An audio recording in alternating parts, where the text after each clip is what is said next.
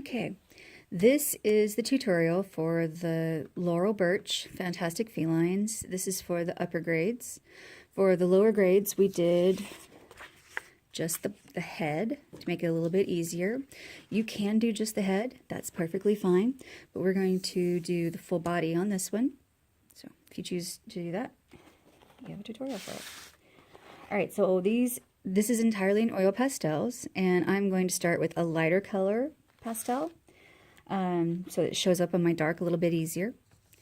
Generally, I do the outlines in just one solid color, and then they can go back over it and do all sorts of fun things. All right, so for our full cat, what I'm going to do is start with kind of a W shape.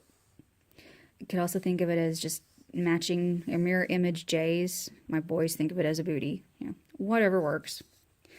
All right, so about here-ish, I am going to draw my first side of my face, and then I'm going to match it with another. Okay. The next thing that I'm going to do is draw a triangle here in the middle for the nose, and then 2 lines going up to finish off that nose. Now you can add eyebrows if you want to, or you can go straight on into the eyes. I'm going to go ahead and add some eyebrows, and that's just going to be a parentheses style curve. You can think of it that way. I'm going to do the matching over here. And then I'm going to use that same shape below it for the eyes. So now I'm going to do the eye, and then another eye over here. All right. Next, I'm going to do a circle and a dot inside both eyes for the iris and the pupil. There. Now I'm going to finish off my head shape with 2 ears and a connecting line. And the ears are just triangles, or mostly triangle. And then just connect it with a line in the middle.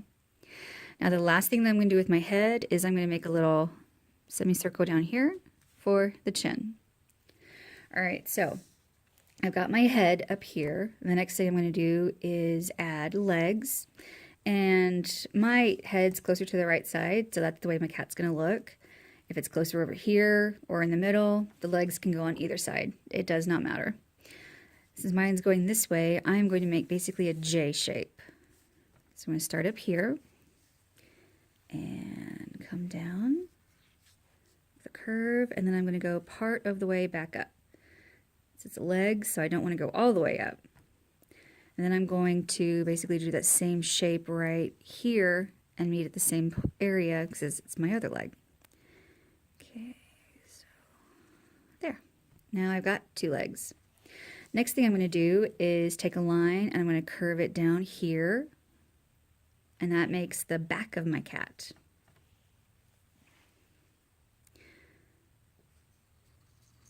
And then curve down. I have a very fluffy kitty. And then I'm going to take just a little curve here to finish off my shape. All right.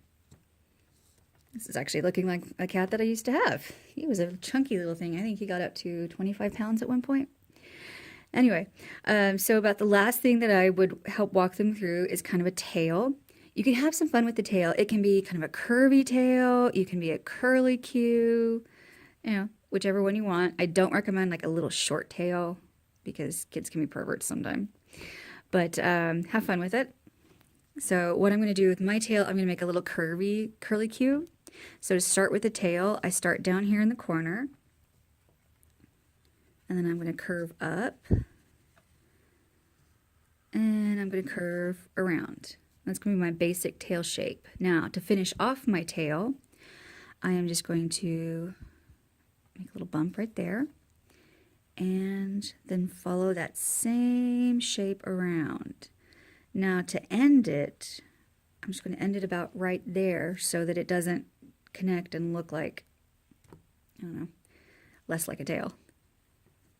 All right, after you get your basic shape, then you can start having a lot of fun with it. You can add in details like whiskers, ears, paws. You can do designs. I will say that if the kids want, that you need to tell the kids that if they want to use a lighter color, then that color needs to go down first.